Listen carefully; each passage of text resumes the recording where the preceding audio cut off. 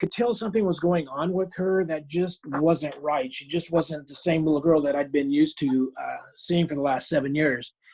So I finally got her to talk to me, and she said that that my ex-wife's live-in boyfriend had been molesting her for almost a year. And as you could probably understand, it pissed me off to the point where I wanted to go hunt this guy down. And so, you know, I went through the whole process, contacting the police, you know, doing the proper channels and getting them involved. They ended up not prosecuting him. So he's still out there molesting kids, I'm sure. You don't do it once and stop and then everything's good and you go about your life. So, you know, my daughter, she went through a lot. The family went through a lot. And it really made me think. You know, I did a lot of research to find out, you know, how many organizations are out there that help kids that are going through this, help parents that are going through this. And I found that there were a lot of organizations that were very reactive, you know, after the fact, after someone, you know, a child had been molested. There are numerous, you know, organizations out there, which are great organizations there to help these kids and help these parents through this difficult time. However, there weren't any proactive organizations that go out and teach kids and parents how to avoid becoming that victim. You know, what do you look for? What can these kids do if they are approached by somebody? Just so many different issues and topics that we talk about. And so that's why I created the National Center for Child Safety and Awareness. What we do is we go out into schools, churches, different community events, and we teach kids in a very fun, positive way how to avoid becoming these victims. And, you know, people say, well, how can you do that in a fun, positive way? And it's easy. You know, we have a blast with the kids when we're in the schools, when we get actually go into schools. You know, we do hands-on scenarios. We get the kids involved.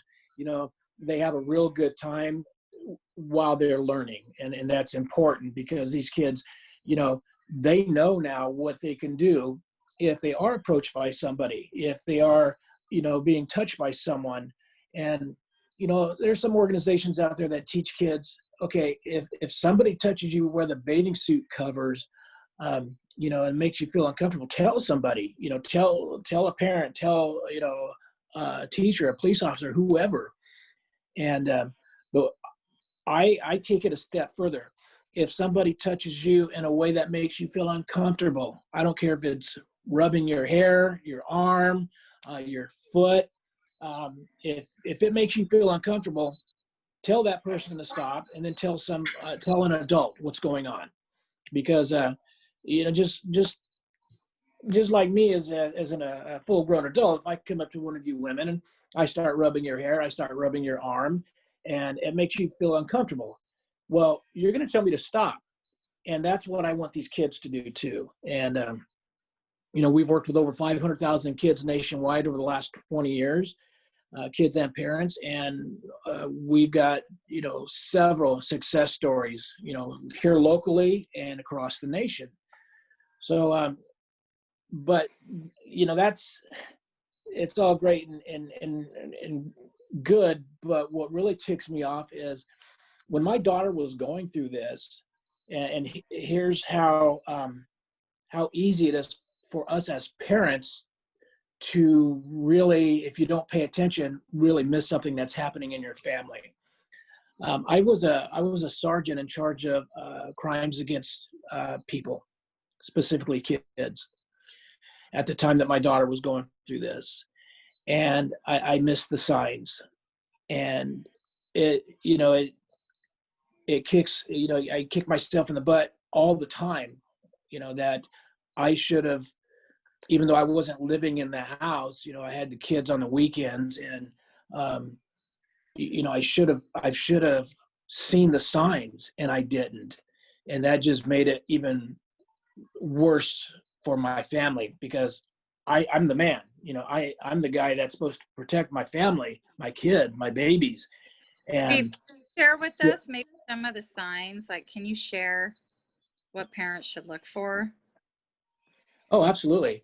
Um, a good example is withdrawal. So if you have a child that's very outgoing, very, very into sports, very active, and they stop being that way, they become very reclusive in their bedroom, or just not wanting to participate with the other family.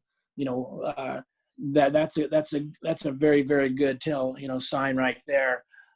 Their grades start dropping. They start getting in trouble at school. Um, there's those things you've got to look for. Um, some kids, depending on, really doesn't even depend on the age. Let me rephrase that. Some kids will start wetting the bed. They will start, you know, uh, defecating on themselves by accident. It's not something that they obviously try to do, but it's something that happens because they're so stressed out. So there's signs like that, starting to hurt themselves. Some kids, especially the older kids, will start cutting. And what I mean by cutting is they will take a razor and start cutting their forearms, causing harm to themselves. Very depressed. So there's a whole list of different things that I ask parents to look for, and things that I should have been looking for a long time ago.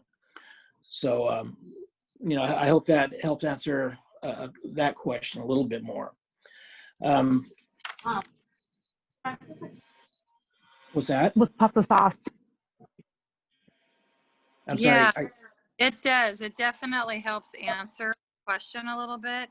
My concern is some kids don't show any sort of sign.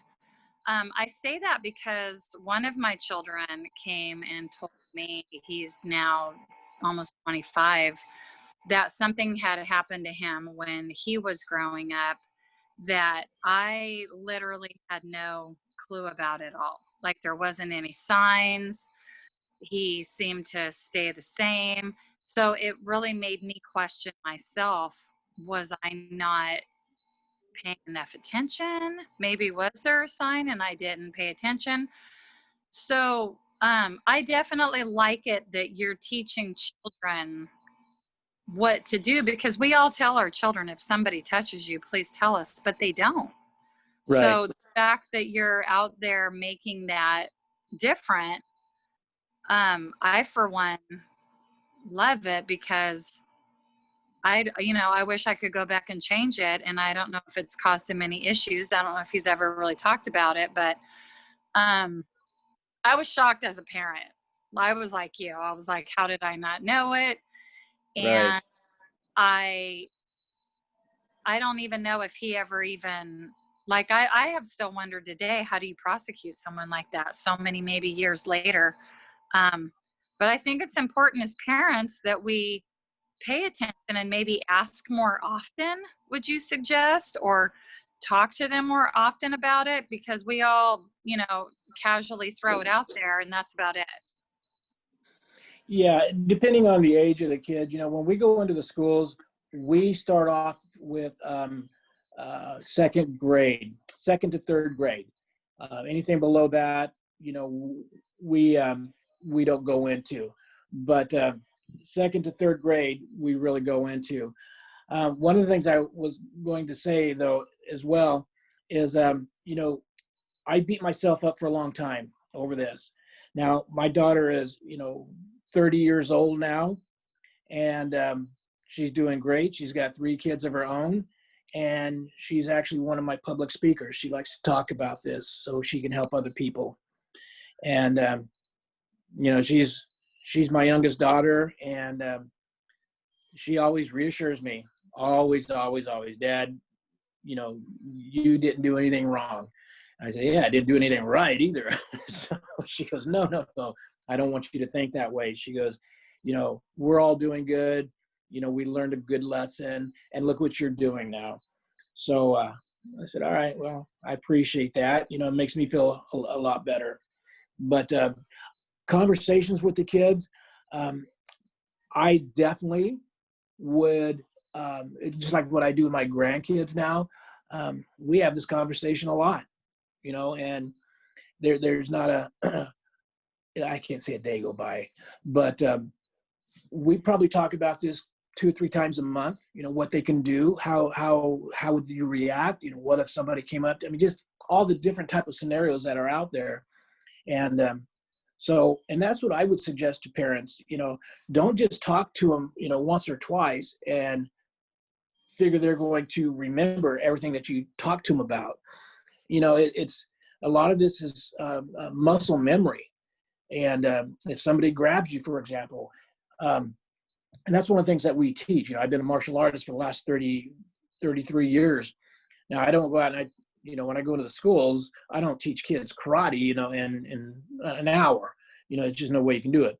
But I can teach them, easy escape techniques that they can use to get out of a bad situation. And they're very successful. And, but here's what I tell parents, and here's what I tell the kids. You've got to practice this. The more you practice, the more familiar you're going to be with it. And the more your muscles are going to say, okay, I know what to do now. I know if somebody grabs me by the arm, if somebody grabs me by the waist, the neck, the collar, I know what to do. And the kids are going to know exactly what to do. And I know that for a fact, because I have a 10-year-old little girl from Pollock Pines. It's been several years ago. She was we got a call. Let me take that back. We got a call from a Girl Scout group. There was only like 7 or 8 kids in the group.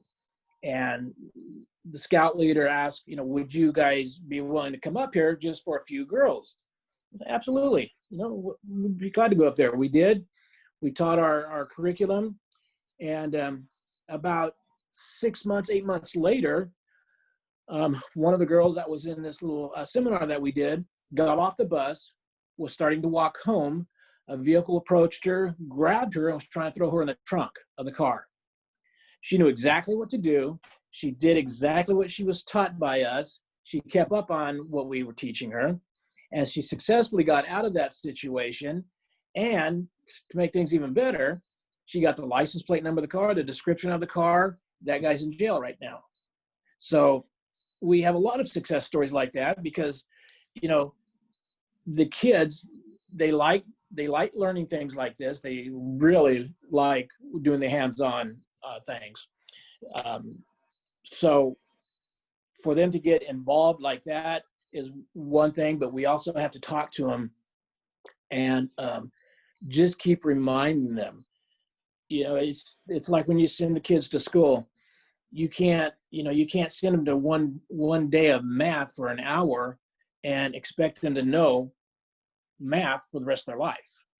So it's just, you've got to keep up on it. You got to keep up on it. And that's one of the things I really stress on the teachers. If you're going to have PE, start our curriculum, do it once a week.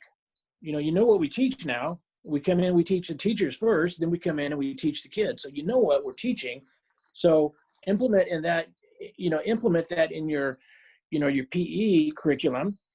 And I tell you, if every school did that, these crimes would drop dramatically. So the thing that I was going to ask, this is something that goes around a lot more, I think, than we think it does, and a lot of people don't want to talk about it. A lot of people that have had it happen to them don't want to talk about it.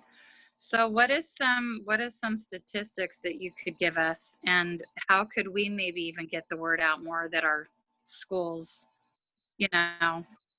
are our schools open to really talking about it, or do you find that they're not really wanting to share?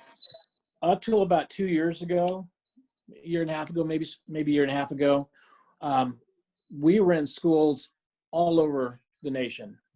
I mean, including Puerto Rico. We were gone all the time, and we were in school after school after school after school. But over the last probably year and a half or so, it's like they don't have time. They can't take 45 minutes to an hour out of their day to do what we teach, and for us to come in and teach this. As important as it is, you know, they're just not going to take the time. And a lot of schools will say, well, we don't know who you are. Okay, that's fair. So just research us and do your due diligence, find out who we are, what we do, and why we do it. And I'm telling you, schools just don't want to be bothered with it anymore. It's very sad. It's just horrible, but they just don't want to be bothered with it anymore. So some parents we really should do. You know, it's, I know another person who she was molested by her uncle for years of her life. Even when her dad was in the same car with them, he was that bold. And I think it's something that I take very serious because it, like you, it's very close to me of people that I know. And I feel like if we're not sharing with it enough, because this is something I never even probably ever thought much about when my children were younger. And it Right. wasn't until I found out when, of course, my son was older, that now I think, you know, it's something that if we don't talk about with them more often, you don't want to hear when they're 24 years old, something that happened to them. Right. Exactly. Exactly. And, you know, I go over the stats with the adults. You know, we have a kids assembly or seminar, you know, and then we have an adult. The adult seminar is very realistic. We go into detail of what's going on in the world today when it comes to these type of crimes. And when I tell the parents, you know, there are 2,200 kids missing every day in the United States. That's every day, not every week or a month. That's 2,200 kids every day missing in the United States. So that's about 800,000 kids roughly a year that are missing. About 80% of them are brought home safely. And what really ticks me off, to be honest with you, is people are more focused on the 80% that are brought home safely than the 20%, the roughly 200,000, 150 to 200,000 kids that are still out there missing every year. So it's very serious. And 1 out of 7 of those kids that are missing are going to be put into sex trafficking trade worldwide. And that's a stat from the U.S. State Department. That's not something that, you know, we make up or, you know, we just decide we're going to throw out there. That's from the United States State Department. So 1 in 7 kids will be, you know, put into the illegal sex trade, and you know, that really adds up. So that's another thing that's getting really out of hand is the sex trafficking trade. You know, they're probably about, according to the stats, the most recent stats, there's about 4 million kids, you know, worldwide put into this illegal trade. You know, it's now the second. It was the third up to about a few months ago. It is now the second most illegal business in the world. The first is drugs. So it's drugs, sex trafficking, and then guns. So it's a $99 billion per year industry. So each child brings in approximately $80,000 per year for their pimp, for the person that's putting them out there and working them. And if you've got, you know, 10 or 12 people, you know, kids that you've got out there working, you know, the numbers tell itself. You know, they're not going to give that up, and they want more and more and more of that. So there's a lot of that going on. There's a lot of sex trafficking going on that people, they really don't want to think about it because a lot of people think, well, that doesn't really happen, you know, in our area. Yeah, it happens everywhere. It doesn't matter where you're at. It happens everywhere. You know, the top 3 not states, but top 3 countries in the world for sex trafficking is United States, Mexico, and the Philippines. So United States is right in there, you know, right, you know, in the top 3. And it's scary. Where we live, you know, for sex trafficking, it's a perfect spot for somebody who wants to get into the sex trafficking trade, because we're on a major thoroughfare. Interstate 80 goes from coast to coast, San Francisco to the East Coast. So what they're doing is they're taking these kids and they will travel by vehicle throughout each state, and they will make a stop at each big city until they get to the East Coast. And then what they do is they start down I-95, which goes from, the northeast, or not northeast, from New York area all the way down to Miami. Same thing. They're going to hit all the major cities, some of them in the truck stops, and they're going to sell these kids, for, whatever they're going to charge. Okay, then you got I-10 coming down the bottom from Tallahassee, Florida, all the way to LA. And then you got I-5 going from LA all the way up to Seattle. So it's completely covered. The United States is completely covered, surrounded by major thoroughfares that they're working these kids through. And it's just, I have a hard time convincing people, that these crimes are really happening, and they're bad. They're not just happening every now and then. They're happening every day, and they're happening right here in Roseville, right in Sacramento. They're happening everywhere. So I try to tell people, don't think you live in a community that is safe, because it happens. Could you share what things to watch out for, like when parents, like movie theaters and different places like that? I've always been against letting my son go to the bathroom by himself. I just have. I think maybe obviously when they get to a certain age you do, but I've heard crazy stories of children that you stop at a gas station on a trip and they're stolen from there. Oh yeah. There's I wouldn't let my kid go to the bathroom by themselves. My grandkids, if I take them somewhere to the movie or, to the park, if they're going to go to the bathroom, I'm going to walk in, I'm going to clear that bathroom first. I don't care, if there's somebody in there, they can wait and then go afterwards. That's just the way it is, because, I know what's going on out there. There are things to look for. You're gonna, one of the things I tell, other law enforcement officers and people that I work with, there's some things to look for in a kid and a young person that might give away that they're involved in this. Appearing very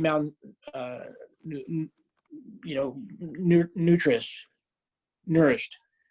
If somebody comes up to you or you see them and they just don't look like they've been taken care of, they look like they're just not being fed, they're skinnier than normal, that's a sign to look for.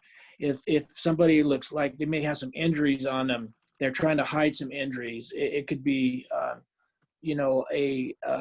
cigarette mark or a bruise, and they try to hide them. That's something to look for. Somebody that's not going to want to make eye contact with you. They're always looking down. They're always looking to one side or the other. They're afraid to make that, have that interaction with you, that contact with you. There's other things to look for. You probably wouldn't be getting into this, but what we look for is documents. As law enforcement and as child safety advocates, what kind of documents do they have? If they're trying to go to the airport or to the train station or trying to travel. When you travel by airplane, you have to have a license. If you're going domestically, if you're going internationally, you have to have a passport. So if these kids or these young people don't have any of these documents, that's something that we really take a close look at, because everybody has documents that are traveling, whether it be a driver's license or a passport. There's other things to look for too. Are they carrying anything with them? Do they have like a backpack? Do they have personal possessions with them, like clothing, change of underwear? Are they wearing the same thing over and over and over and over? So there are some things to look for. When they talk to you, are they talking to you like they've rehearsed what they're going to say? as if maybe they're reading from a script. So their pimp is going to tell them what to say, how to say it, who to say it to, and when to say it. So they can't think on their own. So when these gals get in trouble by their pimp, they try not to leave a lot of markings on them because they're obvious, but it does happen. So another way that they discipline these young girls for maybe not bringing in enough money that day. So these women are told, these girls are told, okay, you've got to make this much money today. If you don't, this is what's going to happen to you. And what's going to happen is they're going to fill a bathtub full of ice and ice water. And that's where that person's going to lay for the next 8 hours, continually full of ice water. The ice is going to melt, the water is going to warm up because of the body heat, and they're going to refill that bathtub with ice and water. They will be hit with a, well, they used to, I don't know if they have them anymore, but, or they could use something else, but like a phone book, when we had the big phone books, because they were so thick and so big, it very seldom left a very visible bruise because of where they're going to be hit at. So, you know, and things like that. I mean, there's just, it's just horrible what they're going to do to these kids and these women.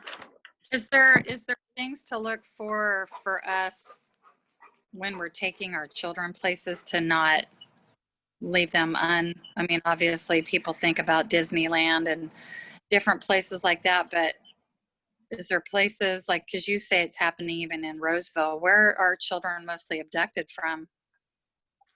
The mall. There's lures that these people will use, and normally when it comes to the mall or the theaters, what happens is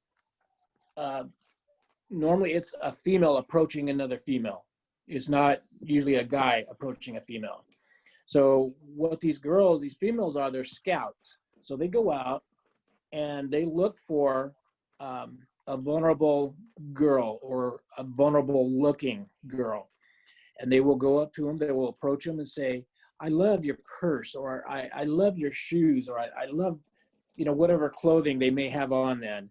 And they strike up a conversation with them. So once that conversation strikes up, the girl that's being approached lets the guard down. And then they become, you know, acquaintances. And then the girl that's approaching the unexpected girl says, well, here's my number. Let's get together sometime and maybe go out for, you know, a movie or something. That girl's just been lured in there now. So when they go to a movie or they get together, they do it a couple times just to gain the trust of the girl. And then after the second or third time, that girl's gone. So it's a setup. So if somebody approaches your daughters, and it happens to guys too, but you know, 95% of the time it's girls that it happens to. If somebody approaches your daughters and says, what I just went over, you know, about the purse or the hairdo or the clothing or whatever the case may be, you know, just out of nowhere, that's a telltale sign something's going on. So that's be very cautious of that. Happens a lot at the malls. It does happen at the theaters. But another place that we have a hard problem with right now are, what do you call it? I can't even think of it now. It's in the welfare system. Oh, foster homes. Because foster homes, they bring these kids in, and the kids go from foster home to foster home to foster home. They don't usually stay in the same home for, you know, any length of time.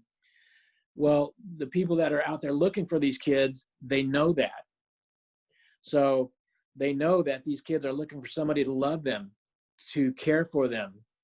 So they will take advantage of that, and they will use that to their advantage to get that kid into, you know, their sex trafficking organization. Steve, sorry, this is Jennifer House. I have a question. Before we get off here tonight, I just wanted to make sure that we can see if there's any way that you can maybe send Steph a list and she can distribute it to the rest of us via email. But if you could send her a list of resources that you are aware of or that you partner with in our areas that are local and relevant to us right here, as well, that we might be able to just be aware of in case we come across somebody who does need some kind of support for, Absolutely. a circumstance or something that happens, whether it's, before, during, or after. It would just, one of the things that just completely blew my mind, I remember last year during one of our Rotary meetings, we had guest speakers who actually worked in Vallejo, and they were for sex trafficking, and they were, people didn't realize, because we have this I-80 corridor and the I-5, how connected we are and how easy it is for the rest areas, when people are getting off on the rest areas, and how easy it is for these, people to be taken. But what really, I guess I had been naive to it before, but what really surprised me was the social media aspect of it, and how there would be like accounts on Facebook and for, certain advertising, maybe clothing for kids, or, I mean, it was a made up Facebook page, and it would be advertising clothing for kids or website for kids or something like that. And if there was a picture of a child with like a lollipop next to it, then that meant they were of a certain, maybe, 6 and under, or maybe if there was a picture of a clothing that had an ice cream, that meant that they were, a 7 into 10, or, I mean, it was speaking the language of people who would purchase these children, and these, women, and sex, and use them in sex trafficking. And Right. So they were able to do, you may be aware of it, but they did a huge bust in Vallejo. I want to say it was probably just a couple of years ago, if even that long. And I could not believe they were talking about literally the hundreds of kids and women just in our own backyard that were subject to, being taken, or that had already been, unfortunately, a victim, Right. of trafficking. So if there's any insight that you can give us, or maybe send Stephanie's way of just even our local resources, and if Steph wants to, dish that out via email to the rest of us, I'd be grateful for that information. Yeah, absolutely. I will get that off to her. Thank you. There's a lot of resources out there. One of the things, instead, I think you're aware of this too, Jennifer. One of the things that we were doing is last August, 2019, we started filming a new television show called The Rundown. I host it, and we were ready to go into production this year in February. But unfortunately, with COVID-19, it not only put our show on hold, but it put several other shows on hold too. Now, The Rundown, what that show is about is we assist law enforcement. We profile kids that are missing. We profile kids that will probably be in sex trafficking trade. And we go looking for them. We give them a safe way out, a place to go that's going to be a safe house. We profile people that have committed crimes against kids, are still outstanding and wanted by the police department. We profile non-compliant registered sex offenders. We want these people behind bars and before they hurt another child or worse. So there's a lot that this show covers that no other show has ever covered before. So it was very frustrating, to say the least, when this COVID-19 hit and it put everybody on hold for what they're doing, because every day that goes by, another child's being hurt, another child's being abducted. So, it's just the quicker that we can get this show out there, the more kids that are going to come home safely, and the more bad guys that are going to be put in jail. So. Thank you for sharing that. Absolutely. Well, thank you, And Steve. Does anybody else have any questions or anything that they'd like to ask? Yeah, I have a question for you, Steve. So as for what's going on with the new laws that Newsom is putting into place for somebody to be able to still do something with a person who is 10 years younger than them, What is your feelings and your opinions on this? And do you think that this is a good thing or a bad thing overall? I think it's the most ridiculous thing I've ever heard of. I'll give you an example of this. What the law is going to say, from what I've read in the law, if there's a 10-year gap in the age between the child and the perpetrator, it's no crime if the child agrees to having sex or whatever. So that being said, you've got a guy that's 18 years old, 19 years old. He can legally have sex with a kid that's 8 or 9 years old. If he can talk that kid into saying, yes, I want to do this, if he can talk that kid into doing it, it's no longer going to be a crime. Tell me, where, anywhere on this green earth of ours, does that make any type of sense? It doesn't. And how to fight that? What is something that we could do? Well, I started the fight last year with one of our, what do you call him? Not assembly. Yeah, the assembly guy, Kevin Neely. And getting to talk to him was like pulling teeth. I could never get an appointment with him. I could never get to talk to him either by phone or in person.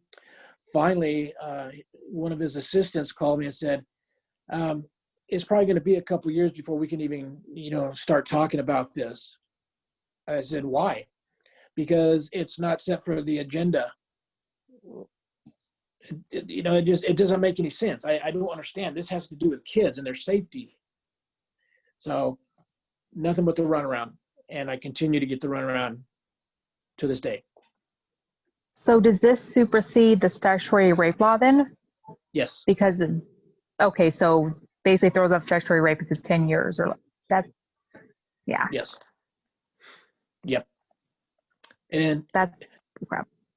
You get a kid that's 10 or 11 years old, you offer them a gift for doing whatever. Some of these kids might do that. I'd say most of them won't, but if you do have one of these kids that wants a game or wants something, and this 18 or 19-year-old guy is going to give it to him, and all you got to do is whatever. Now there's no crime. And I've got a granddaughter that's 12 years old, and she just turned 12. And I tell you, if some guy did that to her,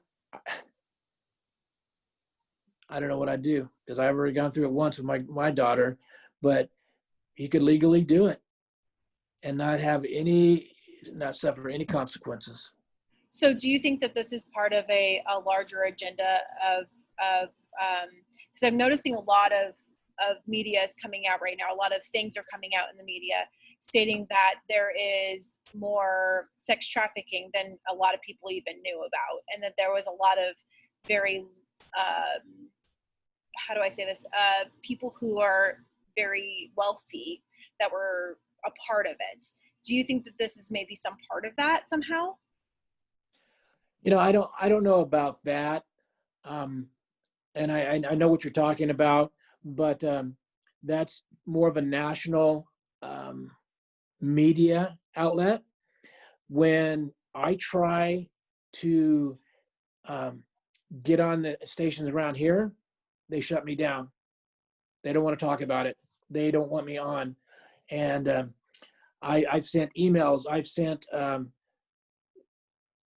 so many emails and so many phone calls, left messages, said, look, this is what I do. I've been doing this for years. I consider myself an expert in this field.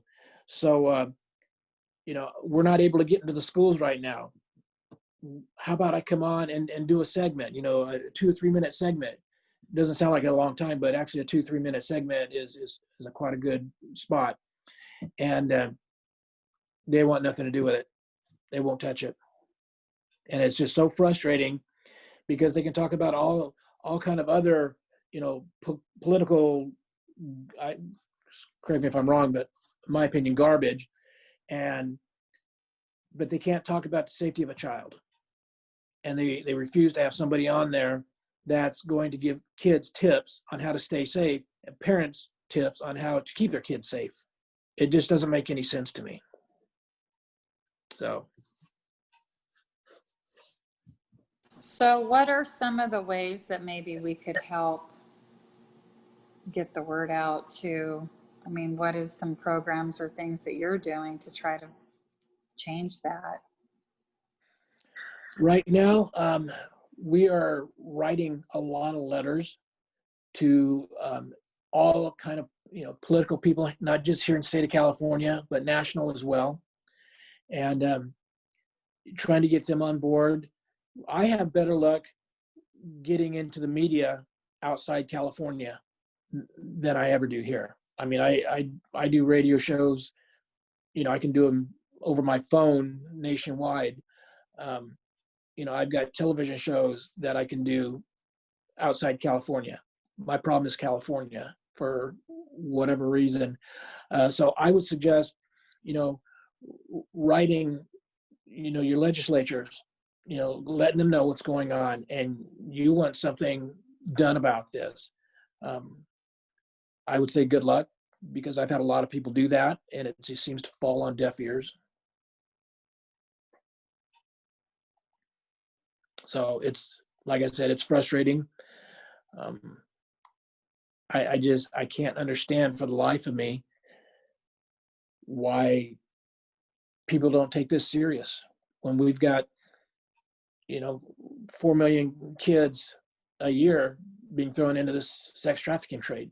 When we have 2,200 kids missing a day, in the United States, when you've got, parental abductions that are out of control, when you've got stranger abductions that aren't as common, but they still happen. And when a stranger abduction happens, turnout's not good.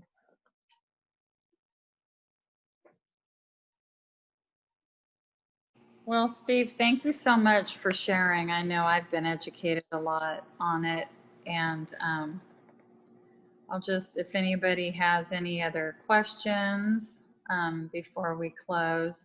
And yeah, I agree. Maybe if you can give Stephanie some information for us of who to write to or different things we can do, and talking with their kids and having that information, I think that would be really good. Yeah, one thing I can suggest is go to our website, and take a look at the trailer for the show. It gives you a lot of good information. And Stephanie, do you have our address, our email address? I do have the email address, and also if you go to the Empower Hour website that everybody's pretty well known of in this area, because everyone's an Empower person, there also was one of our partners, and if you click on their link, you'll be able to find Steve very easily too. So I can check that out. Yeah, just take a look at our website, and right on the front page there is the trailer for the show. And like I said, I interviewed a sheriff and a couple of victims. I mean, it's 4 minutes long, but there's a lot of content in that 4 minutes. So I think it would benefit you to take a look at it as well. Okay, thank you.